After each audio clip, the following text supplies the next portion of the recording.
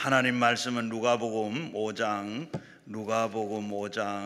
신약성경 96면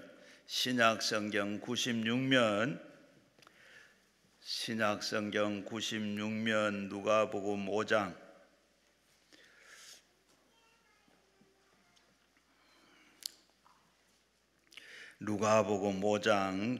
누가복음 5장 1절에서 7절까지 한 목소리로 같이 읽겠습니다.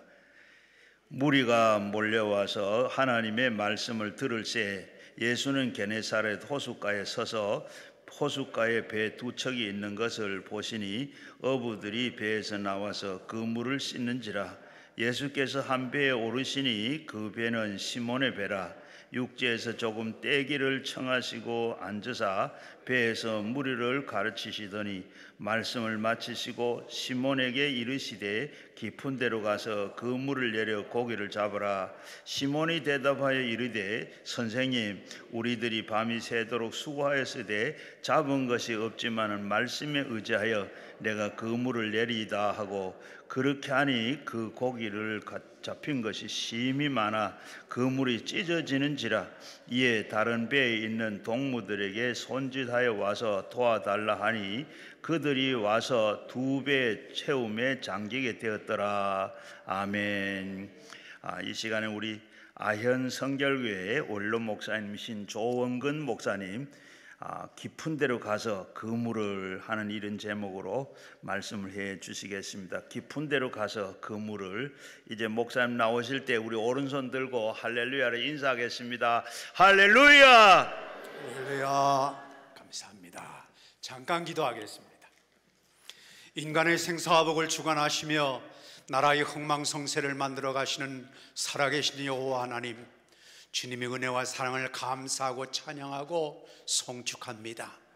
지난 한 해 참 험한 세월이었음에도 불구하고 수많은 사건과 사고와 사연들이 뒤엉키고 전쟁으로 자연재앙으로 수많은 어려움들이 여기저기서 터지는 가운데서도 저희들을 주님께서 불쌍히 여겨주셔서 생명을 연장하게 하시고, 어려울 때 넘어질 때 쓰러질 때 있었지만 다시 일으켜 세워주시고, 다시금 하나님 힘을 주시고 인도해 주시고, 은혜 가운데 잘 마무리하며 2025년을 믿음으로 시작할 수 있도록 인도해 주시니 감사하고 감사합니다. 하나님께서 우리에게 새롭게 허락하신 이 2025년이야말로 우리 인생에 결코 잊을 수 없는 하나님의 큰 은혜와 축복의 아름다운 간증의 자리가 될 수 있도록 은혜로 인도해 주실 줄 믿습니다. 주님, 이 연초에 이렇게 기도원에 저희들을 불러주신 것은 하나님께서 큰 은혜와 복으로 채워주시고자 하시는 하나님의 뜻이 있음을 믿습니다. 주여, 기도할 때마다 하나님께서 우리를 잡아주시고 인도하셔서 하나님 앞에 영광을 돌리고 날마다 찬송하며 하나님의 크신 뜻을 아름답게 펼쳐나가는 사명자의 길을 걸어가는 저희들 되게 하여 주시옵소서. 영적으로 충만하게 하시고 육신적으로 건강하게 하시고 가정이 화목하고 따뜻하고 웃음꽃이 피게 하시고 우리가 섬기는 교회들을 통하여 하나님의 역사를 날마다 간증할 수 있는 일이 이어지게 하여 주시옵소서. 주님, 아직은 이 나라가 안개로 덮여 있지만은 하나님의 보고 계실 줄 믿습니다. 주여, 역사하셔서 속히 아름다운 전화의복의 간증이 되게 하여 주시옵소서. 주여, 이 시간에 함께 하실 줄 믿고 감사하며 예수님의 이름으로 기도하옵나이다. 아멘. 여러분, 복 많이 받으시길 바랍니다. 기도 많이 하는 어떤 경험이 많은 분이 그런 얘기를 했어요. 하나님께서 어떤 사람이든지 간에 그에게 정말 복을 주시기를 원하신다면 먼저 그 마음에 기도할 마음을 넣어주신다. 기도할 마음이 끌어올라서 가만히 있지 못하고 뭔가 내가 하나님 앞에 나가서 무릎을 꿇어야 되겠다, 그런 마음을 하나님께서 먼저 그 마음에 주셔서 기도로 준비하게 하시고, 그래서 하나님 주시는 그 축복을 아름답게 누려나갈 수 있도록 인도해 주신다, 그런 얘기를 한 적이 있었습니다. 여러분, 수많은 사람들이 이 정초에 정동진으로 가고, 어떤 사람들은 동남아로 가고, 어떤 사람은 놀러 가고, 그렇게 가는 가운데서 여러분들은 하나님의 집에, 이 기도의 동산에 올라왔다고 하는 것은 하나님께서 뭔가 내 마음에, 야, 하나님이 뭘 준비하고 계시구나, 하나님이 주신 이 놀라운 축복이 여러분의 삶에 아름답게 열매 맺게 되시기를 바랍니다. 유명한 철학자인 괴테라고 하는 사람이 그런 얘기를 했다고 그래요. 인생은 속도가 아니라 방향이다. 이 방향을 잘 잡아야 됩니다. 무조건 뛰쳐나가서 되는 게 아닙니다. 이 연초에 우리는 방향을 잘 잡은 것 같아요. 그렇죠? 우리가 하나님 앞에 방향을 돌려서, 또 기도하는 자리에 방향을 돌려서 우리 마음을 주님 앞에 돌렸으니 하나님께서 올 한 해 동안을 통해서 우리에게 이 작년에 좋은 일이 많이 있었다면 은혜 위에 더 큰 은혜가 될 것이고, 또 작년에 고단한 인생, 험한 삶을 살아왔다고 한다면 하나님께서 이번의 삶을 통해서 전화의 복으로, 하나님의 큰 축복으로 바꿔줘서 정말 우리 인생에, 야, 살다 보니까 이런 일도 있구나 하는 그런 아름다운 간증으로 풍성한 한 해가 되시기를 축원합니다. 자, 오늘 성경을 읽었는데요, 여기 이 갈릴리 해변의 분위기가 좀 썰렁하고 신상치가 않습니다. 아마 어쩌면 오늘 우리 현실하고 비슷한 내용이 오늘 읽은 성경의 본문인 것 같습니다. 지난밤에 베드로는 그물을 던지고 또 던졌습니다. 허리가 아프도록 던졌습니다. 열심히 해봤지만 말하자면 피레미 몇 마리만 건지고 도대체가 고기가 잡히지 않았습니다. 잡은 물고기를 아침에 손질을 해서 시장에 내다 팔아가지고 그 돈으로 오늘 우리 같으면 라면도 사고 쌀도 사고 애들 먹을 것도 사고 또 옷도 사고, 그렇게 해가지고 집에 가려고 지금 생각을 하고 지난밤에 다시 그물질을 했는데 고기가 하나도 안 잡혔습니다. 집에서, 야, 우리 베드로 씨가 언제 이제 라면도 사오고 빵도 사오고 좋은 것도 사오고 가지고나 하고 정말 집에서 식구들이 기다리고 있는 것을 생각하니까 이 베드로가 마음이 영 안 좋은 거예요. 너무너무 아주 마음이 복잡합니다. 난감했습니다. 맥은 쭉 빠졌습니다. 야, 나도 이제 인생의 맛이 갔나 보다.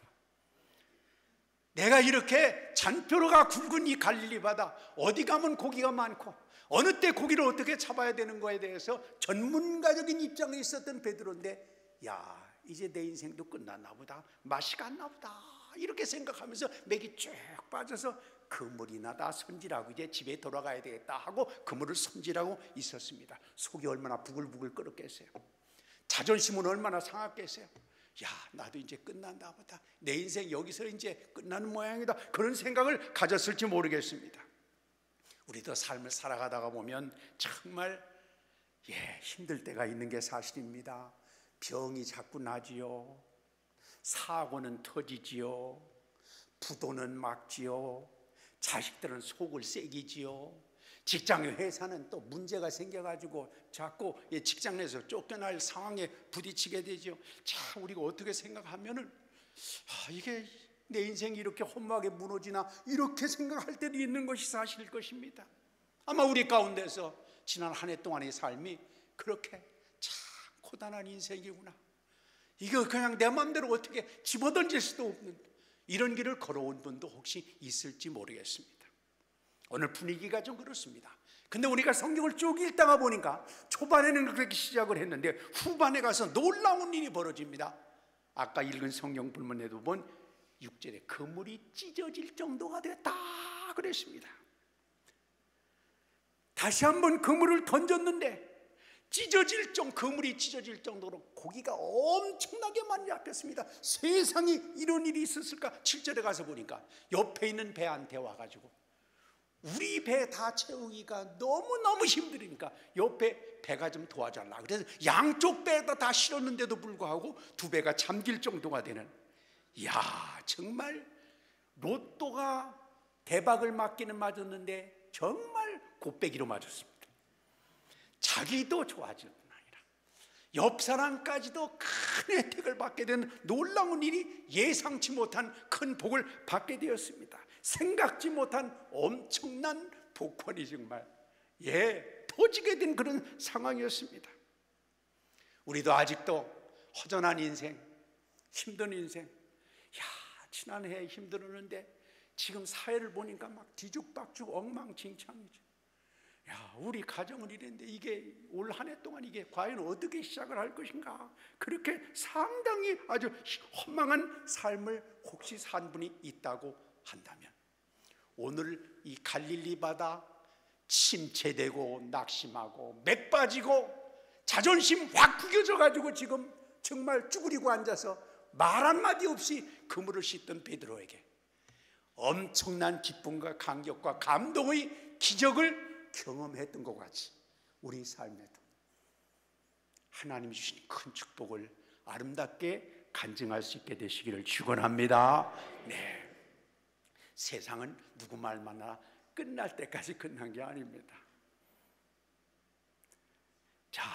근데요, 이렇게 고기가 엄청나게 잡혀서 베드로가 감동을 하고 이웃집에까지 도움이 됐는데, 그런데 이 기적을 경험한 거, 많은 수입이 생긴 거, 왕 대박을 맞은 거, 이것도 정말 기가 막힌 일이지만은 신앙적으로 볼 땐 더 기가 막힌 일이 생깁니다. 5절에 보면 이랬어요. 베드로가 선생님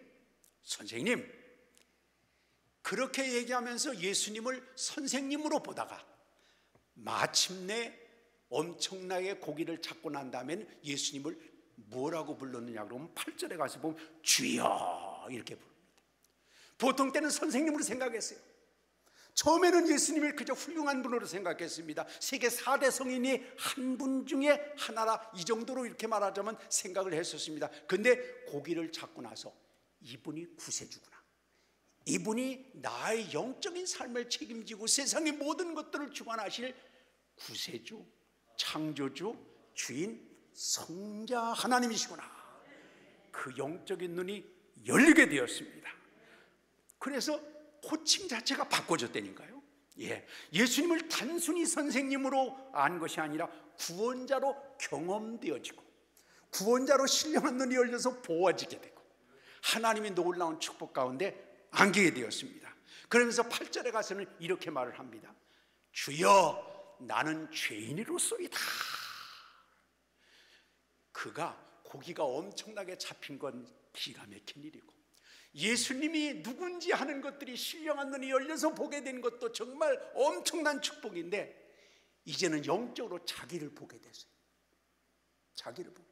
보통 우리 같았으면 그렇게 고기가 많이 잡힌 상황에서 우리 눈에는 뭐밖에 안 보였을까요? 고기밖에 안 보였을 것 같아요. 그렇잖아요. 아이고 이거 좋다. 그리고 속으로 아이고 이 양반하고 동업하면 내가 앞길이 괜찮겠다, 이런 것만 생각을 하고 계산을 할 텐데, 이 베드로는 고기가 많이 잡힌과 동시에 예수님이 주인으로 느껴지면서 자기 영적인 상태를 신령한 눈이 열려져서 자기를 보게 됐다. 할렐루야. 놀라운 일입니다. 아무리 많은 축복을 받고 아무리 많은 수입이 있다고 하더라도 자기 영적인 실체를 보지 못한다면 그 인생 불쌍한 거예요. 그 인생은 별로 그렇게 축복이라고 얘기할 수 없을 것입니다. 근데 이 베드로는 그 엄청난 수입 앞에, 엄청난 물질적인 풍요 앞에서 거기에 도취해서 주저앉지 아니하고 신령한 눈을 열어 자기 실체를 바라보게 되고 주님 앞에 무릎을 꿇게 되었습니다. 그때 하나님 주님께서 걱정하지 마라, 내가 사람을 취하리라 사명을 받게 되었습니다. 할렐루야. 다 끝났다고 생각해서 맥이 쭉 빠지고 아마 그물을 씻는데 옆 사람하고 말도 안 했을 것 같아요. 무슨 할 말이 있겠어요. 그래서 푹 꺼진 그런 상황이었는데도 불구하고 깊은 데로 가서 그물을 던지라는 주님의 말씀은, 너 그렇게 푹 꺼져 있지 말고 아직 끝날 때까지 끝난 게 아니야. 아직 다 끝난 게 아니라니까. 다시 시작할 수 있어. 다시 새로운 가능성이 네 앞에 있다. 그렇게 주님께서는 말씀을 해주셨습니다. 지난 1년 동안 잘 됐다고 그러면 축하할 일이고 은혜 위에 더 큰 은혜요. 실패했다고 하더라도 아직도 우리에게는 기회가 끝난 것이 아닙니다. 꽃게를 피고 다시 마음을 열어서 주님을 만나며 하나님의 놀라운 역사를 이루게 되시기를 축원합니다. 석유왕이라고도 불리는 유명한 미국의 록펠러를 여러분 아실 겁니다. 이 록펠러는 젊은 시절에 광산업에 손을 댔는데 금광을 인수해 가지고 광산업을 했는데 깊은 좌절감을 맛보게 되었습니다. 자기가 알고 있는 사람한테 이 금이 묻혀 있다고 생각되는 그 큰 산이지요. 금광이 있는 그 산을 인수를 했는데 잘 정확하게 조사를 해보니까 이게 사기를 당한 것이었습니다. 이미 금맥은 다 돌아다니면서 금을 다 캐버리고 지금은 껍데기만 남아있는 그런 금광 광산이었는데 이걸 그냥 이 말 저 말로 해가지고 록펠러한테 팔아먹은 것입니다. 록펠러가 그걸 은행에서 빚을 얻어가지고 그 광산을 샀는데 알고 보니까 이게 은행의 이자도 갚지 못할 정도로 완전히 짜부러들고 말았습니다. 임금을 지불하지 못하게 되자 광부들이 막 포악해져서 난동을 부리면서 우리 임금 어떻게 될 거야? 어떻게 떼먹을 거야? 어떻게 할 거야? 막 데모를 하고 난리를 피우고 있었습니다. 믿음으로 살겠다고 결심했던 록펠러, 저 하나님 뜻대로 살려고 합니다. 주님 믿음으로 살겠습니다. 결심했던 록펠러는 마음이 무너지는 것 같았습니다. 어떻게 이럴 수가 있을까? 하나님, 제가 이거 광산 살려고 할 때 하나님이 지혜를 주셔가지고 너 인마 이거 사기당하는 거야. 사지 마. 꿈에서라도 좀 보여주면 안 됩니까? 이거 어떻게 제가 이거 어떻게 되겠습니까 도대체? 그는 광산 깊은 곳에 자리를 하나 가지고 내려가서 광산 그 땅속 깊은 곳에 내려가서 가장 낮은 깊은 그 광산 속에 들어가가지고 깔고 앉았습니다. 그러면서 그는 에라 나가도 내 인생 끝난 건데 정말 내가 하나님의 음성을 듣기 전에는 이 땅속에서 내가 나오지 않을 것이다. 식음을 전폐하고 그가 하나님 앞에 간절히 기도하는 가운데서 하나님께서 주시는 어떤 뭐랄까 마음의 감동이라고 그럴까 뭐 마음의 어떤 음성이랄까 그런 것을 들었는데 록펠러야 더 깊이 파봐라. 때가 되면 얻는 것이 있으리라. 뭐 그런 감동 같은 소리 같은 그런 것들이 록펠러의 가슴에 막 요동을 쳤습니다. 하나님, 이 금강산이 금맥은 다 뽑아먹고 껍데기나 그냥 자질구레한 것만 남았는데 더 파서 뭘 하자는 것입니까 하나님? 그런 마음이 드는과 동시에 오늘 성경에 있는 이 말씀이 록펠러에게 확 생각이 되더라는 거예요. 그래 베드로도 다 끝났는데 베드로도 이제 자기 전문 지식으로서는 이게 끝장났는데 주님께서 오셔서 깊은 데로 가서 그물을 던져 고기를 잡으라고 했다는 말씀이 생각이 났습니다. 자, 베드로는 바다어업의 전문가인데 거기에 언제 고기가 있는지 또 어디 가야 되는지 그런 것들을 다 바싹하고 알고 있는 이 전문가였던 이 베드로도 최선을 다해서 해도 안 돼서 약이 올랐다가 옆에서 예수님께서 와가지고 고기 얼마나 잡았어? 이렇게 물어보실 때 여러분 속에 대답이 아주 아름답게 나왔을까요? 퉁명스럽게 나왔을까요? 안 들리니까 별게 와가지고 속을 긁어놓네 막 이럴지도 몰랐어요. 그렇지 않겠어요? 그러면서 아마 이때 베드로는 나이가 한 40쯤 된 걸로 보통 이제 생각하고 있습니다. 예수님은 몇 살이에요? 나는 그래도 나이가 먹을 대로 먹었는데 나는 어부야. 이 갈릴리 바다의 전문가야. 당신 직업이 뭐야? 예수님 직업이 뭐예요? 목숨은 목공소나 가. 그냥 여기 지금 성질 자꾸 돋구지 말고 이럴만 한데도 불구하고 이 베드로가 그걸 탁 내려놓고 그냥 예수님 말씀을 들었던 것이 자기가 생각나면서 어떻게 그랬을까? 그런 생각이 다시 그 마음속에 확 요동치기 시작을 했습니다. 그래서 결심을 하고 광부들을 격려해가지고 야, 좀 더 파보자, 더 파보자. 광부들이 막 삐져가지고 화나가지고 툴툴거리는데도 야, 우리가 조금 더 파보자 하고 한동안 밑을 파 내려가는데 펑 하고는 어느 순간에 검은 뭐랄까요, 막 진흙덩어리, 뭐가 막 그 묽은 진흙덩어리 같은 그런 것들이 확 솟아올랐습니다. 이게 도대체 뭘까 알고 봤더니 나중에 그게 블랙 골드. 보통 골드는 다 파랗고 그 밑에서 블랙 골드가 올라왔어요. 원유가 올라왔습니다. 석유가 밑에서 올라온 거예요. 그래가지고 석유왕이 되는 아주 중요한 단서를 거기서 시작을 했다는 거예요. 그것만이 아닙니다. 나중에 석유의 여러 가지 재벌로 돼서 큰 역할을 했는데 록펠러는 하나님께서 그의 정말 간절한 믿음을 보시고 하나님께서 뭔가 세워주시지 않았나 이 말씀을 생각하게 됩니다. 여러분, 우리에게 시사해 주는 바가 상당히 크다고 봅니다. 물론 여기저기 아무데나 파면 다 석유가 나오는 건 아닐 것입니다. 그러나 하나님께서 그렇게 하나님만을 의지하고 믿음으로 살겠다고 하다가 넘어져가지고 사기당해서 그렇게 힘들 때 하나님은 뭔가 그에게 증거를 보여주시기 위해서 하나님 어떤 길을 열지 않으셨는가 이런 생각을 해봅니다.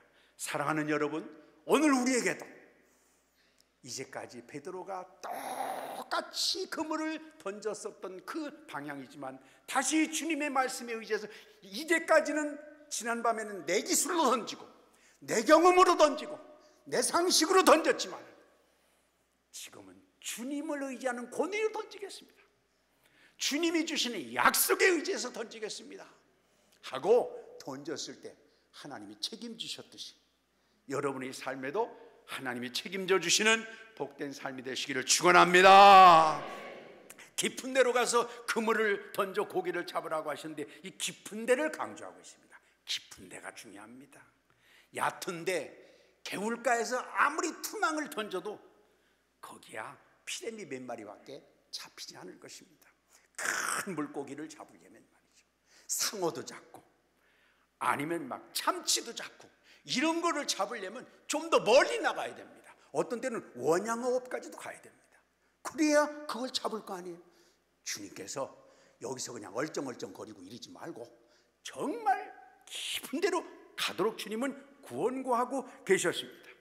고기잡이만 그런 것이 아닙니다. 인생에도 얕은 데만 놀아서는 건질 게 없습니다. 깊은 데로 가야 됩니다. 얕은 데라고 하는 것은 그냥 내 상식, 다른 사람이 말만 듣고 살아가는 거, 경험해서 살아가는 거, 일반 상식 책에서 봐서 그냥 따라가는 거, 이런 수준을 아마 그냥 얕은 데라고 얘기할 수 있을 것입니다. 사실 인간이요, 앙담을 얼마나 알겠습니까? 눈앞의 위험도 모르잖아요. 엊그제 그 사고 보세요. 너무너무 마음이 아프고 끔찍한. 1분 후에 일을 알았겠습니까? 모릅니다. 상식 무시하면 안 됩니다. 우리의 경험 가볍게 볼 거 아닙니다. 그러나 그게 다는 아닙니다. 그 이상의 하나님이 놀라운 은혜의 역사가 있음을 여러분 믿음의 눈을 가지고 바라볼 수 있게 되시기를 바랍니다. 자, 생각을 해보세요. 깊은 데는 상식과 경험과 논리로 이해되지는 아니하지만 하나님께서 우리에게 감동을 주실 때가 있어요. 우리 마음에 감동을 주시고, 아까 얘기했죠? 뭐지 자꾸 나 동해안에 가자고 애들이 자꾸 난리 피는데, 정동진에 가자고 난리 피고, 이번에 연휴 때 그냥 동남아 가자고 난리 피는데 자꾸 기도해야 되겠다는 생각이 드는 거예요. 하나님이 주시는 그런 마음들이 아니겠습니까? 상식, 경험, 논리, 그럼에도 불구하고 하나님께서 마음에 자꾸 감동을 주실 때가 있어요. 이치적으로 생각해 보면 잘 안 맞는 것 같은데도 하나님이 마음속에 우리를 이끌어갈 때가 있습니다. 자, 갈릴리 바다 게네사렛 호수는 바로 인간이 사는 세상을 말하고 있습니다. 갈릴리 바다는 세상이요, 떠 있는 배는 우리 인생, 우리 가정, 우리 교회, 우리 사업체가 바로 배라고 얘기할 수 있고 고기잡이라고 얘기할 수 있을 것입니다. 어떤 때는 고기 한 마리 못 잡아 부하가 치밀 때도 있지만은 그것만은 다가 아닙니다. 베드로처럼 찢어질 정도로 남의 배까지 채워질 정도로 큰 복을 누릴 수 있는 것이 세상입니다. 그래서 세상은 변수가 많습니다. 그래서 살아볼 맛이 있습니다. 그래서 더군다나 우리가 믿음을 갖고 있는 우리는 맨날 인생이 공식대로만 되고 상식대로만 된다면 기도할 맛이 어디 있겠습니까? 기도 재미 붙은 사람은요, 세상이 그렇게 공식대로만 되어지지 않는 하나님의 더 큰 손길이 있음을 알게 되는 것입니다. 사랑하는 여러분, 그런 경험, 그런 놀라운 은혜의 삶을 살게 되시기를 바랍니다. 그렇습니다. 자, 이제 우물을 잘 파기로 유명한 어떤 사람이 있대요. 근데 이 사람은요, 우물을 팠다 그러면 물이 안 나오는 때가 없대요. 그래서 다른 사람이 물어봤다는 거예요. 당신은 어떻게 해서 그렇게, 우물 파는 업자들이 물어본 거예요. 당신은 어떻게 해서 그렇게 우물을 파기만 하면 그렇게 물이 나오느냐? 그렇게 얘기하니까 이 사람이 싱긋이 웃으면서 그렇게 얘기를 했대요. 나는 나올 때까지 파골랑요. 다른 사람은 웬만큼 받다가 끝납니다. 조금 해봤다가 기분 안 내키면 끝납니다. 얼마 동안 했다가 힘에 붙이거나 그렇게 하면 그냥 다른 데로 옮깁니다. 그러니까 맨날 껍데기만 왔다 갔다 하는데 땅바닥엔요, 어디든지 간에 아무리 산꼭대기라 하더라도 깊이 파면 물이 다 있게 마련입니다. 주님이 그러셨어요. 밤낮 부르짖는 자들에게 원한을 풀어주지 아니하시겠느냐. 기도를 해도 깊이 파는 것입니다. 물이 날 때까지. 지금 말씀드렸죠. 이 한국 땅같이 정말 좋은 나라가 없는 것 같아요. 어디를 파도 물이 있습니다. 약간 깊이 차이가 있을 뿐입니다. 어디를 가서 파도 그 물을 그냥 마실 수 있는 게 한국입니다. 유럽 같은 데 가보세요. 물을 그냥 못 먹습니다. 끓여 마시고 정수기에 넣어 마시고 석회성이나 막 이런 것들이 많이 있어가지고. 근데 한국은 정말 너무 축복이죠. 근데 이게 약간 차이가 있지만 산꼭대기 가도 웬만큼 하면 그 산에도 어떻게 물이, 시내 물이 아니라 그 위에 있다니, 그 안에 있다니까요. 그래서 그 사람이 그래서 나올 때까지 파니까 결국 나오걸랑요. 여러분, 기도하는 것도 웬만큼 하다 끝나지 말고, 예수님 그러셨어요. 열심히 기도하라고 말씀하시면서 또 주님이 뭐라고 말씀하셨냐 그러면 누가복음 18장 8절에 보면 그러나 인자가 올 때 믿음을 보겠느냐 그랬어요. 어떤 사람이 약간 좀 비유적인 얘기였습니다만은, 어떤 사람이 그래, 천국에는 택배 물품 가운데 반송돼서 온 게 엄청나다. 그런 얘기를 누가 했어요. 재미있는 얘기죠. 왜 그러냐면 하도 기도해가지고 하나님께서 택배 물품을 하늘에서 보냈는데 이놈이 그냥 기도만 하고 에라 모르겠다 다른 데로 가버렸다는 거예요. 받으려고 안 하고. 그래서 하나님께 거기 택배 물품 기도 반송된 게 많다. 이게 좀 비유적인 얘기겠습니다만 우리가 그런 경우가 참 많잖아요. 하나님께 기도하고도 이게 축복을 받았는데 이게 기도해서 받은 건지 저절로 온 건지 생각도 안 하고 그냥 지나가는 경우도 많고 말이죠. 우리가 또 하나님 앞에 정말 기도하면서 간구할 때 하나님께서 보고 계신데도 불구하고 적당히 기도하다 그냥 끝나고 말고 말이죠. 사랑하는 여러분, 기도를 해도 좀 깊이 그물을 내리시기를 축원합니다. 하나님께서 우리에게 뭔가 주시기 위해서 준비하시는데 인자가 올 때 믿음을 보겠느냐, 얼마나 답답하시다는 그런 말씀이 되겠습니까? 자, 몇 가지를 생각하면서 어떻게 우리가 깊은 데로 그물을 던질 것인가 시간 기도의 제목을 잡으려고 합니다. 첫째는 말이죠, 듣기만 하는 데서 행함으로 바꿔야 한다. 그것이 행함으로 바꿔. 오늘 3절 그 성경에 보면요, 예수님께서 처음에 가르치시더니 쭉 가르치시더니 다 가르치셨습니다. 그러고 나서 4절에 보면 뭐라고 나오냐면 말씀을 마치시고, 여러분 말하자면 부흥회 때 은혜를 충만히 받았으니까 할렐루야 아멘 하고 막 은혜 받았습니다. 여러분 믿습니까? 아멘입니다. 그러고 끝나면 되는 거 아니겠습니까? 근데 오늘 성경에 보니까 예수님 말씀을 많이 하시고 빠이빠이 잘 가요, 이제 은혜 받았으니까 됐지요, 아멘 할렐루야지 하고 가신 게 아니라 말씀을 다 가르치시고 난 다음에 뭐라고 나옵니까? 베드로에게 말씀 들었지? 이제는 가서 그물을 내려. 듣고만 있지 말고 들었으면 그게 마음에 감동이 되면 그게 하나님께서 나에게 주신 하나님의 어떤 뜻이라고 본다면 이제는 그걸 마음에만 담아놓지 말고 이제 생각만을 가지고 있지 말고 고개만 끄떡거리지 말고 이제는 움직여라, 가라.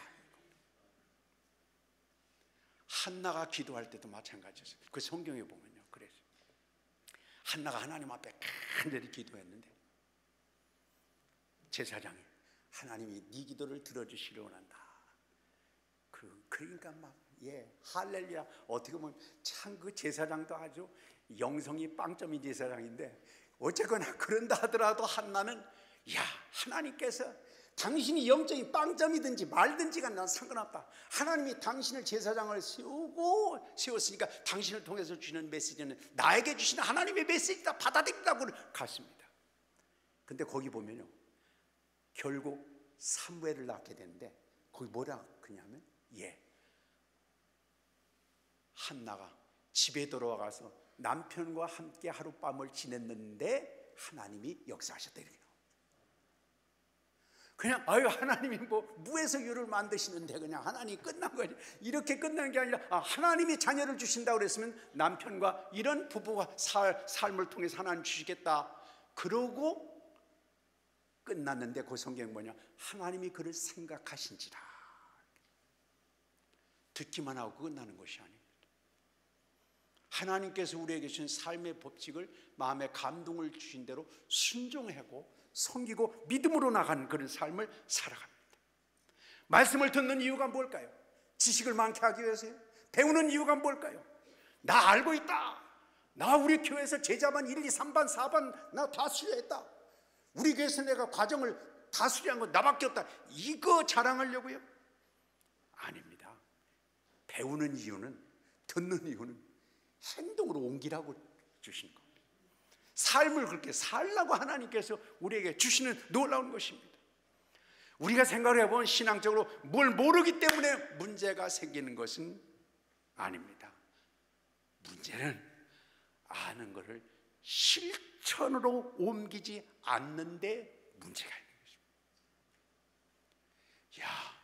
믿는 사람도 그렇지만요, 안 믿는 사람도요, 신앙에 대해서 얼마나 잘하는지 몰라요. 얼마나 잘하는지. 뭐라 하면 우리 친구들도 고딩 친구들이 가끔 만나는데요, 제가 목사라니까 목사를 자기들이 가르쳐요. 성경의 말이 이랬네 저랬네. 얼마나 잘하는지 몰라요. 그런데 문제는요, 우리가 하나를 알고 몇 개를 안다고 하더라도 그 아는 사실을 믿음으로 화해서 삶으로 순종해 나가느냐, 이게 중요합니다. 그래서 우리가 잘 아는 것처럼요, 누가복음 10장에서도 예수님께서 선한 사마리아의 비유를 얘기하셨습니다. 그래서 정말 이웃에 대해서 사랑을 나누는 사람 어떤 사람이냐 이렇게 얘기를 하면서 사마리아 사람의 얘기를 들잖아요. 그러면서 예수님께서 알았지? 알아서 빠이빠이, 잘 생각하고 가, 알아듣고 가, 알았지? 아멘 할렐루야지. 그러고 가는 게 아니라 예수님이 거기서도 뭐라고 말씀을 하셨느냐 하면은 너희도 가서 이처럼 어떻게 하라고요? 행하라 그러셨습니다. 행하, 삶을 살아가는 거죠. 이게 우리에게 아주 중요한 일이 아닐 수 없습니다. 우리가 늘 저는 그래서 간증 집회도 가끔 이제 교회에서 하고 이럽니다만 별로 안 좋아합니다. 막 은혜 받았다고 막 저 사람 대단한데, 그래서 제가 성도님, 저 사람 대단하다고 박수만 치고 앉아 있을 거예요? 그냥 10마디 들었으면 한마디대로 내 삶에 적용을 해서 이 삶을 갖고 나가야 되지. 알기만 하면 그게 무슨 소용이 있는가? 사랑하는 여러분, 올해는 말이죠, 깊이 그물을 던져야 됩니다. 하나님께서 뭔가 어딘가는 고기를 거기다가 준비해 놓으셨는데 말이죠, 하나님께서 준비해 놓으신 것들을 건져 올려는 깊이 던져야 되는데, 이거는 듣는 데서 끝나지 말고 아는 데서 끝나지 말고, 우리가 제자훈련 성경 공부한 1반, 2반, 3반, 5학년 끝난 걸로 생각하지 말고 이걸 우리 삶에 적용하고 우리 삶에 살아내서 삶의 현장에서 열매 맺게 되시기를 바랍니다. 우리가 아는 것처럼 동방 박사들이 왔을 때를 생각해 보십시오. 별을 따라왔던 박사들이 예루살렘에서 별이 보이지 않자 헤롯을 찾아갔습니다. 헤롯은 대제사장과 서기관들을 불러가지고, 그래? 그리스도가 어디서 났다고 그렇게 돼 있는가? 이렇게 물어보니까 대뜸 거기서 서기관들이 폐하! 간단합니다. 미가서 5장입니다.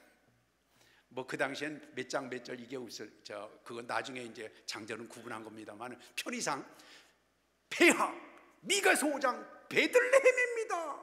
모르셨죠? 우리 이 정도 안 되니까요.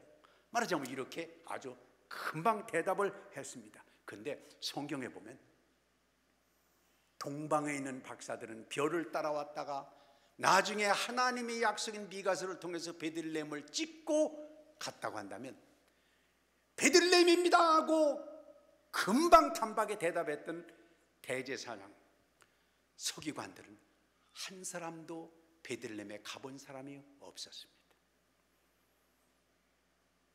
기록상으로 비치지도 않았습니다. 그냥 성경이 그렇다는 거지. 우리가 그래요. 남 속이면 안 됩니다. 그러면 뭐라 그래요? 목사님, 성경이 그렇다는 거지 사업을 해보시오. 그게 되나? 그럴 수밖에 없어요. 우리가 누가 뭐라면 성경이 그렇다는 거지, 그러면서 자기 삶에 성경하고 상관없이, 하나님이 감동하고 상관없이 살아가는 게 우리 일반적인 모습이고, 꼭 그런 것도 적용을 하려면 상대방을 공격하기 위해서나 상대방을 제압하기 위해서 우리가 그걸 활용할 때가 많이 있는 게 우리 현실이 아니겠는가. 한 여인이 꿈을 꿨다 그래요. 아마 그 어떤 신앙 종교를 가지고 있는 사람이었던 것 같아요. 그걸 끄는데 드디어 자기 마을에 가게가 하나 섰어요. 그래서 막 가게 가서 구경을 하는데 별의별 것이 다 들어있는 거예요. 자세히 살펴보니까 그 가게 주인이 엄청 많이 본 사람 같아요. 그래서 이 여인이 가게 주인을 자세히 살펴보니까 자기가 이제까지 믿고 있었던 신, 자기가 숭배하던 신이 그 가게의 주인인 거예요. 그래가지고 이 여인이 너무너무 좋아가지고 너무너무 반갑습니다. 우리로 얘기한다면 신이시여, 이 가게에서는 뭐를 팝니까? 이렇게 물어보니까 그 신이 대답을 해요. 없는 거 없네, 다 있네, 원하는 거 다 있네. 그러니까 이 여인이 드디어 내가 그렇게 섬기던 신이 우리 동네에 와가지고 가게를 열어서 필요한 거 다 준다니 얼마나 좋냐 해가지고 막 너무너무 좋아가지고, 신이시여 저에게 건강을 주시고 재물도 주시고 아름다움도 주시고 지혜도 주시고 행복도 지금 다 주세요. 오늘 수집하셨다 다 주세요. 그러니까 이 신이 그 여인을 지그시 내려다보면서 조용한 웃음을 띠면서 이렇게 얘기를 했다고 그래요. 미안하군. 여기서는 열매를 팔지 않고 씨앗만 판다네. 이 씨앗을 가져가게. 꼭 하나님이 그러신 것 같아요. 하나님 우리에게 말씀의 약속을 주십니다. 우리에게 하나님의 축복받는 길을 제시하십니다. 하나님께서 우리가 어떤 삶을 살아나가야 될 것인가, 말씀의 약속의 씨앗을 우리에게 주시잖아요. 그런데 우리는 씨앗 가지고 가기 싫어요.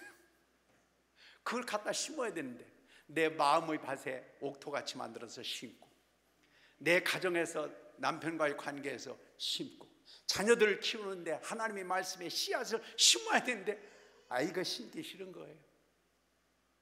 그냥 하나님 몽땅 주세요. 그냥 하나님이 그러시는 것 같아요. 우리에게도 마찬가지입니다. 하나님께서 우리에게 약속을 주시고 그 약속에 순종할 때 우리 마음에 격려와 성령의 능력으로 함께 해주시고, 그래서 그 열매를 하나님 그냥 몽땅 주시는 것이 아니라 그 열매를 맺는데 내가 뭔가 역할을 할 수 있도록 해주셔서 하나님의 손길을 경험도 하고 나도 보람도 느끼고 나도 상급도 얻고 하나님이 놀라운 축복의 역사를 가질 수 있도록 주님께서 우리에게 그런 기회를 주시는 겁니다. 그냥 몽땅 하나님이 다 주시면 그것도 큰 축복일지 모르지만 여러분, 그럼 우리가 보람을 못 느낄 것 같아요. 상급이 없을 것 같아요. 우리에게 뭔가 할 수 있는 게 아무것도 없지 않습니까? 그런데 하나님께서 우리에게 말씀의 씨앗을 주심으로 해서 이거를 내 마음에 심고 자녀에게 심고 사업을 하면서 심고 교회에서 여러 가지 힘들고 어려운 상황에서 그 말씀의 씨앗을 심어가면서 관계를 형성할 때 하나님께서 우리에게 큰 상급과 은혜와 축복을 주실 줄 믿습니다. 기도하면 하나님께서 응답해 주신다. 우리가 잘 아는 것처럼 작은 신음에도 응답하신다. 그런데 우리가 정말 이걸 모르는 기독교인은 하나도 없을 텐데도 불구하고 여러분, 기도하는 사람은 자꾸 줄어들고 있습니다. 저는 이제 우리 기도원에 다닌 제가 이렇게 한번 찾아봤어요. 찾아봤더니 와, 2001년에 제가 처음에 기도원에 왔더라고요. 설교하려고. 지금 한 20몇 년 이제 이렇게 기도원에 다녔는데 연초가 되면 막 여기가 막 이후에가 아주 앉을 자리가 없이 막 얼마나 사람들이 막 기도하고 난리를 폈어요. 근데 정말 여러분들은 일당백인 것 같아요. 사람들 다 어디 갔을까요? 기도하는 사람, 기도가 필요하다는 걸 모르는 사람은 없습니다. 그런데도 불구하고 데모하러는 가도 기도하러는 안 옵니다. 놀러는 가도 기도하러는 잘 안 옵니다. 이게 오늘 우리 현실입니다. 그래서 마지막으로는 하나님이 일하시겠지만 문제는 우리에게 상급이 없는 거예요. 우리에게 보람이 없는 거예요. 우리가 뭐를 해도요, 밥 한 사발을 먹어도요, 밥 한 사발을 먹어도 아니면 상추 하나를 싸서 밥을 먹어도 이거를 그냥 슈퍼마켓에 가서 1,000원 주고 상추를 사다 먹는 거하고 내가 그 상추 씨를 사다가 뿌려가지고 키워가지고 그거 따서 먹는 맛은 이게 비교할 수가 없습니다. 그게 보람이에요. 그게 기쁨입니다. 하나는 우리에게 누리는 것도 중요하지만 그렇게 상급을 얻고 보람을 얻고 축복을 누리는 그런 삶을 살아가기를 원하십니다.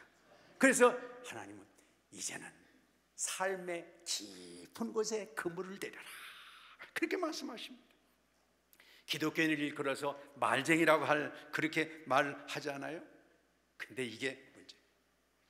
1979년 미국의 제임스 미케네라고 하는 이 사람이 미의에서 한 연설이 남아있어서 사람들한테 주목을 끌는데 그 사람이 그런 역사학자인데 그런 얘기를 했대요. 15세기의 유럽은 신대륙을 발견하면서 영토 확장에 상당히 매진을 해서 뛰어다녔는데 그 당시에 구라파를 세 그룹으로 나눴대요. 어떤 그룹으로 나눴냐면 독일하고 이탈리아는 저 대서양 저쪽 너머에 미지에 대한 이렇게 눈이 못 떠져 있었대요. 그 당시 이게 안목이 띄어지질 않았습니다. 독일과 이탈리아가 그랬다는 거예요. 그리고 프랑스와 영국은 눈이 조금 열리긴 했는데 뜸을 들였어요. 이걸 해야만 하면 어떻게 되나, 그렇게 연구하고 뜸을 들이느라고 늦췄고, 포르투갈하고 스페인은 눈이 뜨자마자 이번이야말로 기회다, 선발주자다 그래가지고 뛰쳐나갔습니다. 여러분, 그래서 아프리카의 식민지들을 보면요, 저 남아메리카의 식민지들을 보면 그 당시에 스페인이 큰 나라긴 했지만 포르투갈 같은 나라는 브라질을 다 식민지로 하고 있잖아요. 조그마한 나라인데, 연약했는데 생각만 하고 있는 게 아니라, 뜻만 들이고 있는 것이 아니라, 아는 데서만 끝나는 것이 아니라 뛰쳐나가게 될 때 스페인은, 남미는 거의 다 스페인형, 지금 히스패닉 거기 사람들이 다 점령하고 있잖아요. 어떤 사람이요? 행동으로 깊이 그물을 내리는 사람입니다. 여러분, 아는 거 알아야 됩니다. 그러나 아는 데서 끝나지 말고 이제는 깊이 삶의 현장에 하나님이 약속의 그물을 내리시고 성령께서 우리 마음에 은혜를 주실 때 감사함으로 우리 삶을 적용하게 되시기를 축원합니다. 두 번째는요, 이렇게 듣기만 하지 말고, 첫째는 이제 행함의 그물을 던져야 된다. 깊은 곳에. 두 번째는요, 상식을 뛰어넘는 주님의 음성을 들을 수 있어야 합니다. 베드로는 갈릴리 바다에서 잔비가 굵은 바다 전문가였는데 학자들 가운데는 그를 한 40세 정도로 봅니다. 고기를 잡히지 않아가지고 지금 뿔이 나고 말이죠. 얼마나 속이 막 부글부글 끓어오르는데 30대 초반에 목수가 와가지고 이래라 저래라 하니까 막 속이 막 뒤엉켜가지고 정말 뭐 보통 큰 싸움이 났을 겁니다 아마. 그랬는데도 그걸 관리한 게 중요합니다. 이 갈릴리 바다에서는요, 고기를 잡는데 대개 밤중이 되면 저 밑에 잠자던 고기들이 밤중이 되면 싹 올라와가지고 그 표면 그런 데서 플랑크톤을 이렇게 잡아먹기 때문에 고기는 대개 그물을 던지되 밤중에 그물을 던지되 밤중에는 올라와가지고 말이죠. 근데 낮이 되면 환해지면은 이 고기들이 다 깊이 있는 그런 그 바위 틈이나 이런 데로 다 숨어버리기 때문에 아무리 그물질을 던져도 낮에는 고기를 잡을 수가 없다는 겁니다. 그래서 이제 이 베드로는 예수님이 하시는 말씀이 깊은 데가 무슨 뜻이야? 지금 벌써 고기는 다 바위 틈 속으로 들어가서 숨어 있는 상황인데 그물을 던져야 바위 틈까지 갈 것도 아닌데 말이죠. 이게 말이 안 되는 상황이었다는 겁니다. 그래서 베드로는 그물을 지금 손질하고 있었습니다. 한참 아침이 돼가지고 이제는 고기를 구경도 못할 상황인데 그물을 던지라는 건 상식이 안 맞는 일이에요. 당신이 어업을 알아?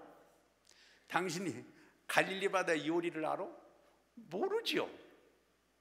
예수님이야 저쪽 나사렛 그쪽에서 대패질이나 하고 물이나 만들고 새 콧들에나 만들고 이렇게 하던 목수 출신이 뭘 안다고 와가지고 이래라 저래라 하고 말이야. 지금 속이 지금 부글부글 끓는데 말이야. 야, 그럴만한 상황이었습니다. 도대체가 갈릴리 바다의 어업을 아는 사람이라면 지금 그물을 던진다는 건 있을 수 없는 일입니다. 상식과 체험으로 말이 안 되는데 주님이 깊은 데로 그물을 던지라고 하는 것은 없는데 던지라고 하는 것이라기보다는 너는 경험으로 살지 말고 상식도 무시하면 안 된다. 경험 중요한 자산이다. 그러나 세상의 모든 것들은 상식만으로 해결되는 것도 아니고 경험만으로 끝나는 것도 아니고 날마다 새로운 역사가 시작되는데 주님의 약속은 경험보다 위에 있고 주님의 놀라운 기적의 역사는 너희 상식보다 위에 있으니 아까는 경험에서 나온 기술로 던졌다면 지금은 예수님 당신이 권위를 믿고 내가 던지겠습니다.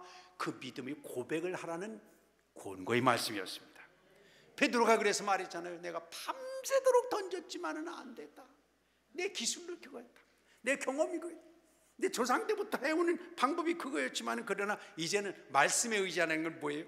주님의 약속에 따라서 이제는 주님이 권위를 믿고 주님께 모든 것을 맡기고 한다는 것입니다. 그러니까 그물이 막 찢어질 정도로 잡혔습니다. 상식은 중요합니다. 그러나 하나님의 역사를 상식을 무시하지는 않지만 상식을 뛰어넘는 줄 믿습니다. 가만히 보면 그래요. 사울이 망한 것 가운데, 사울 왕이 망한 것 가운데 하나가요, 몇 가지가 있는데 그 가운데 하나가 그였어요. 아말렉과의 전투에서 하나님께서 사무엘을 통해서 사울 아말렉을 할 테니까 거기 살아있는 건 다 죽여버려. 그렇게 하나님 말씀하셨잖아요. 근데 막 사울이 아말렉을 완전히 쓸어버리고 나는데 거기 막 토실토실하고 막 이쁘게 생기고 잘생긴 양들이 막 토실토실하게 있는데 너무너무 아까운 거예요. 막 그래. 와, 저거 누구한테 드리면 좋겠다고요? 하나님께 제물로 쓰면 얼마나 좋을까. 이렇게 막 잘생기고 이쁘고 토실토실한 양인데 그래가지고 살려놨잖아요. 나중에 하나님이 사무엘을 통해서 제사보다 뭐가 좋다고요? 순종이 좋다. 사울은 상식계에서 볼 때는 그랬어요. 또 그래서 사무엘이 와가지고 꾸중하니까 사울이 그러는 거예요. 내가 갖겠다는 거 아니에요. 내가 가지려고 한 거 아니라니까요. 하나님께 드리려고 한 거라니까요. 상식으로 보면 맞습니다. 얼마나 갸륵한 일이에요. 그러나 돕니다. 이게 중요하죠. 가령 열왕기하 5장에 보면 엘리사 앞에 이제 이 한센시병, 나병 때문에 왔던 나만이라는 장군이 있잖아요. 나만이라는 장군이 엘리사에게 와가지고 나병을 고치려고 왔는데, 이 엘리사가 쳐다도 안 보고 조응을 시켜가지고 저기 가다가 말이야 요단강에 가서 7번 첨벙첨벙 하고 가라 그래. 야, 그게 전 그런 생각 가졌어요. 그게 감정을 건드릴 대로 건드린 거예요. 나만이 그 당시에 우리로 얘기한다면 우리 일제 강점기라면 일본의 군부 대신쯤 되는 사람이 말이죠. 그러니까 나만이 거기에 이 이스라엘을 지배하고 있을 그런 장군이었거든요. 그런데 나와보지도 않고 가가지고 그냥 첨벙첨벙 요단강에 담그라고 그러니까 자존심이 엄청 상한 데다가 요단강 가보셨죠? 저는 이제 이렇게 저렇게 하다가 성지순례를 못 가가지고, 근데 요단강 가보니까 그림으로 보니까 요단강이 찔찔찔찔 흘러요. 그냥 뭐 그렇게 큰 것도 아니었고 그랬는데 이 나만이 그래. 우리 고향에 가면 말이죠. 우리 고향은 아바나강하고 바르발강인데 그 무공해야 무공해가. 근데 요단강 보니까 말이야 흙탕물도 오르고 저기 내려갔다가 더 내가 이 피부병이 더 생기지 말이야. 내가 어디 거기 가는 것보다 우리 무공해 고향에 있는 강에 가서 7번이나 아니라 10번 내가 거기서 목간을 할 테니까 막 이런 생각을 가지고 기분이 나빠가지고 막 툴툴거리고 있었잖아요. 그가 나중에 마음을 돌려가지고 생리적으로 볼 때는 위생적으로 볼 때는 X지만 이거는 하나님의 권위와 하나님의 약속에 내 인생을 거는 거다. 그러고 첨벙첨벙 들어갔다 나오니까 깨끗해졌다 그러지 않습니까? 위생을 무시하면 안 되죠. 가볍게 생각하면 안 됩니다. 그러나 위생 관념 위에 하나님이 계신 걸 믿으시기 바랍니다. 그렇습니다. 아까 말씀드렸지만 경험을 우습게 여기고 상식을 우습게 여기면 안 됩니다. 그렇지만은 하나님께서 우리에게 뭔가 하나님의 권위와 성령의 감동의 역사를 일으킬 때는 하나님의 뜻이 있는 줄 믿습니다. 저는 요한복음 9장에 보면 재미있어요. 요한복음 9장에 보면 한 맹인이 예수님 앞에 나와가지고 이제 눈이 안 보여. 눈이 안 보이니까 좀 눈 좀 뜨게 해주세요. 이래가지고 예수님 앞에 오니까 예수님께서 눈 떴으면 좋겠어? 그러니까 네, 눈 뜨길 바랍니다. 그러니까 예수님께서 거기 보면요, 그 밑에 흙에다가 약간 좀 위생적으로 볼 때는 좀 그런데 흙에다가 침을 탁탁 맡아가지고 흙을 이겨가지고 이 맹인, 이 시각장애인의 눈에다가 그냥 침으로 이긴 그 흙을 진흙을 갖다가 눈에다 착착 이렇게 여기다 그냥 붙여놨습니다. 이렇게 우리 같았으면 그랬을 것 같아. 아이 더러워. 왜 하필이면 또 침으로 그래? 더군다나 눈 들어왔더니 눈이 더 안 보이네. 생각을 해보세요. 이렇게 그 시각장애인들이요, 여러 이제 이렇게 정도의 차이가 있는데, 대개는 그렇게 정확하게 안 보여도 하얀 거가 왔다 갔다 거리고 검은 거 왔다 갔다 거리는 거는 보이는 경우가 태반이래. 이렇게 그냥 모양은 안 보이지만 이렇게 어리더리. 그래도 어리더리라도 보였던 이 맹인이 예수님이 와가지고 아예 거기다가 진흙으로 이겨가지고 눈에다 붙여갔으니까 약간이라도 밝아졌을까요? 더 어두워졌을까요? 더 어두워졌을 것 같아요. 낫게 해준다더니 말이야, 좋게 해준다더니, 좋게 해주는 게 아니라 완전히 하여튼 더럽게 또 새까맣게. 그게 하나님의 깊이 그물을 내리는 거에 대한 어떤 하나님의 테스트 과정인 것 같아요. 쉬운 거 시키질 않습니다. 하나님이 참 어려운 것만 시키죠. 꼭 믿음이 아니면 감당할 수 없는 것들을 시켜서 우리를 난처하게 만드십니다. 하나님께서 꼭. 그래서 아브라함에게도 꼭 이삭을 바치라고 얘기한다든가. 예.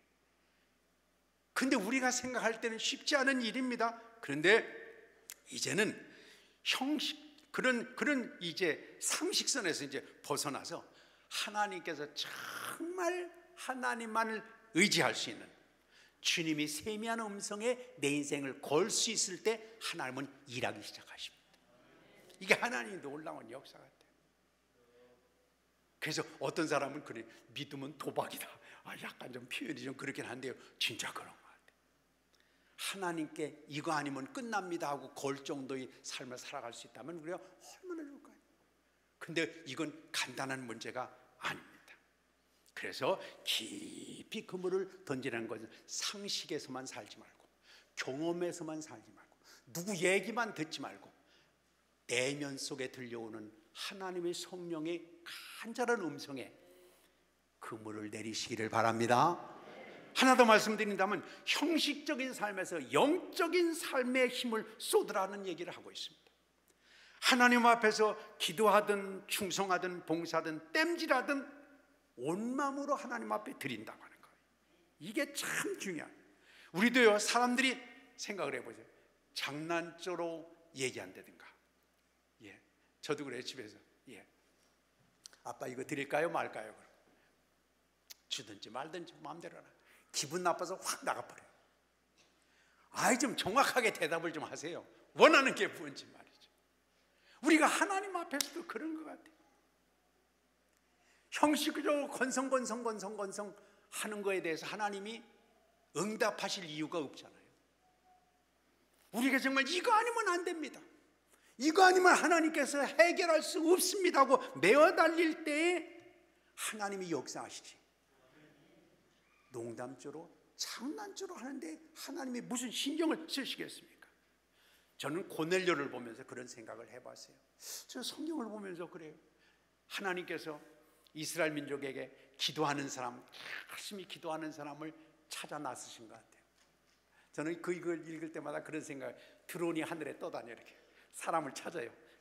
정말 기도 열심히 하는 사람이 누군가 하고 드론이 막 찾는 것처럼 하나님이 이스라엘을 확 성전을 찾으니까 거의 뭐 제사장들이 막 손을 그렇게 야훼 하나님이요 멋있게도 기도하고 막 난리 피고 기도하는데, 하나님이 탁탁탁탁탁 예루살렘 성전을 통해서 또 주변에 있는 많은 제사장들 이런 사람들을 보다가 통과 해가지고는 결국은 예루살렘에 내가 관심 가져야 될 사람은 하나도 없다 이래가지고 저 방향을 왼쪽으로 틀었습니다. 왼쪽으로 좌회전해가지고 틀어서 저 지중해 쪽으로 가다가 가이사랴에 가보니까 거기에 한 사람이 눈에 딱 띄었습니다. 누구라고요? 고넬료. 고넬료는 로마의 백부장입니다. 유대인들은 하나님을 믿는다고 했지만 그냥 틀에 박힌 거, 아까 말씀드렸듯이 베들레헴 에브라다야 뭐 이렇게 얘기가 그냥 나오지만은 그걸 자기 삶에 적용하는 사람은 별로 없습니다. 그냥 틀에 박힌 대로 그냥 살아가는 거예요, 자기 삶대로. 근데 이 고넬료는요, 그 당시에 로마인에게 있어서의 큐리어스라고 하는 것은 로마 황제한테만 쓸 수 있습니다, 로마인들. 근데 예수님을 향해서, 하나님을 향해서 큐리어스라고 쓰면 이건 목이 날아갈 상황입니다. 그런데도 불구하고 이 고넬료는 내놓고 정해서 기도하는 경건한 사람이었고, 자기뿐만 아니라 자기 가족을 다 경건한 삶을 살아. 나중에 베드로를 불러서 복음을 듣는데도 불구하고 이 고넬료는 백부장이면 그 당시에 상당히 권위 있는 사람입니다. 그래도 그 당시에 상당히 백부장이면 아주 세력 쓰는 사람입니다. 근데 베드로가 들어오니까 무릎을 탁 꿇고 섬기려고 했습니다. 이 사람은 형식적인 신앙생활을 하는 게 아니구나.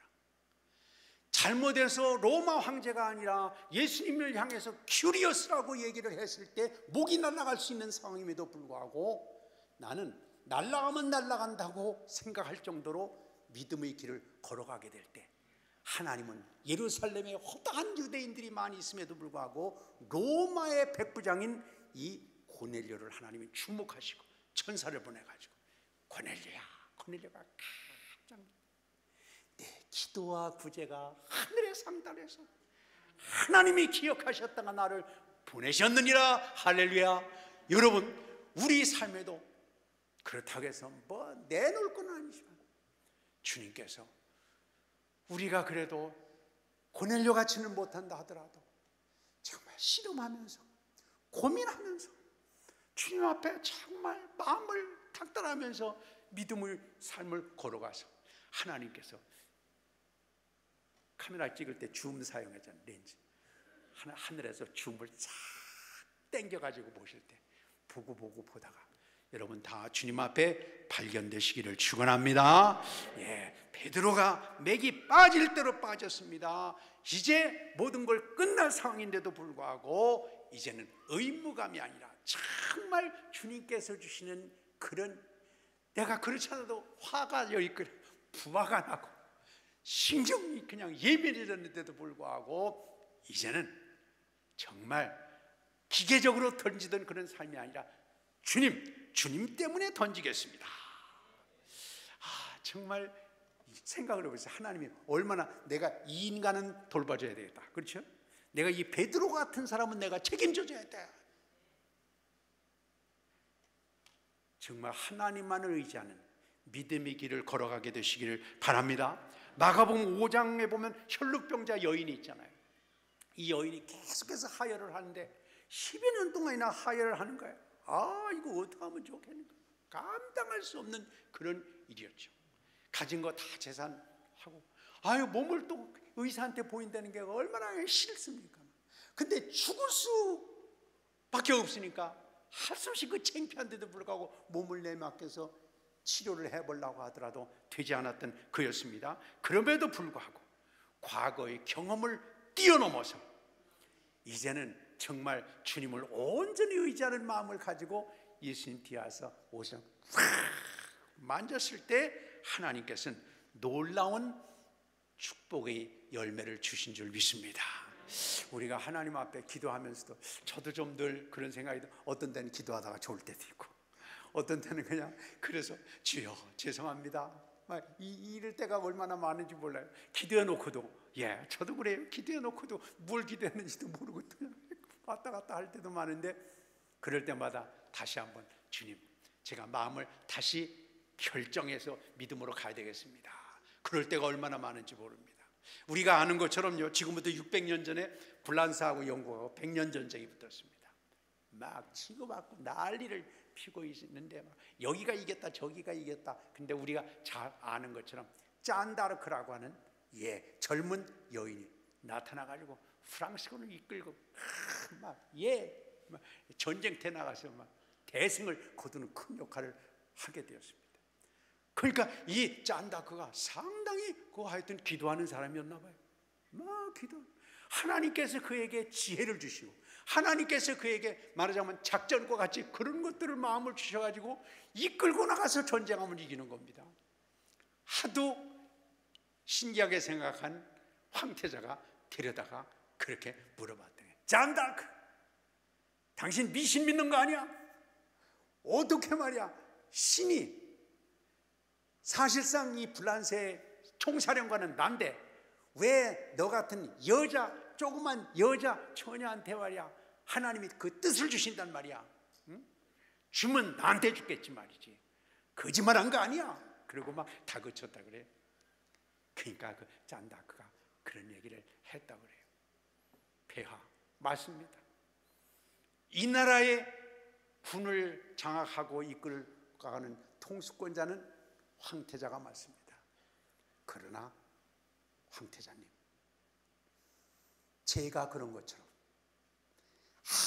아무도 없는 광야에서 하나님 이 불란서를 구해주세요. 이 나라를 하나님 멸망해서 구해주세요. 밤새도록 그 광야에서, 고독한 광야에서, 짐승소리 울고 있는 그 광야에서 하나님만을 바라보면서 오직 하늘을 향해서 하나님 앞에 간절히 간구했던 적이 있습니까? 황태자는 기도할 때 그냥 우리가 아는 것처럼 아무 개념 없이, 그 사람들은 그냥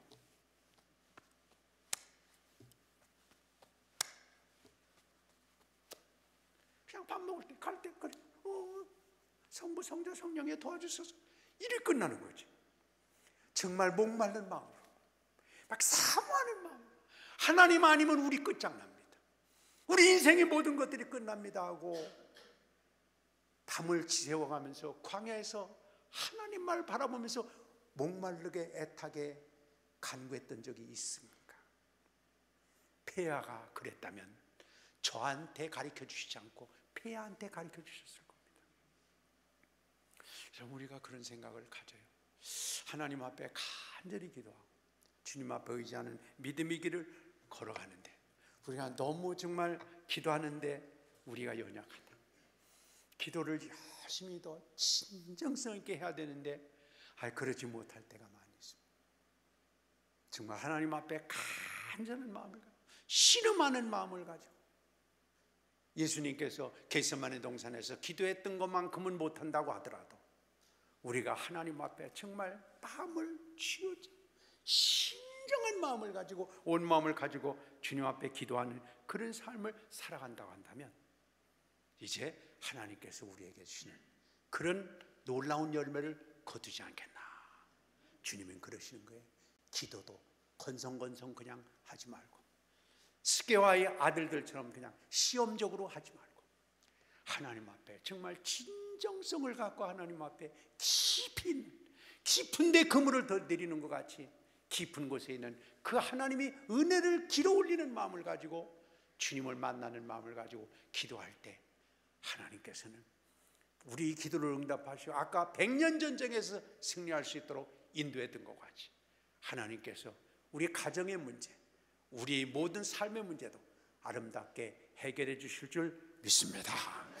시간에 다시 한번 우리가 이 말씀을 생각하면서 함께 기도하기를 원합니다. 그래요, 하나님은 우리가 설렁설렁 하는 걸 원하지 않습니다. 하나님께서 우리를 기도로 몰아넣으실 때는 준비한 게 있습니다. 하나님께서 뭔가 주시려고 뭔가 예비하셔서 우리를 기도로 몰아넣고 가고 계십니다. 그렇다고 한다면 주님, 제가 받아야 될 그런 내용이 무엇입니까? 이제까지는 설렁설렁 그냥 경험대로 그냥 되는 대로, 또 뿐만 아니라 상식선에서 듣기만 하고 끝냈던 나의 신앙이 이제는 행동으로 주님 앞에 몸으로 부딪혀 드리겠습니다. 이제는 정말 신령한 주님이 깊이 다가오는 세미한 음성에 귀를 기울이겠습니다. 이제는 정말 형식적인 삶에서 정말 영적인 데 힘을 쏟겠습니다. 오늘 이 시간, 기도의 시간을 시작으로 해서 우리 인생에 깊은 데 그물을 던짐으로, 아직은 확실히 보이지 않는다고 할지라도 대박을 준비하신 하나님의 놀라운 열매를 이제 간증으로 바꿔갈 수 있는 우리 모두가 되시기를 축원합니다.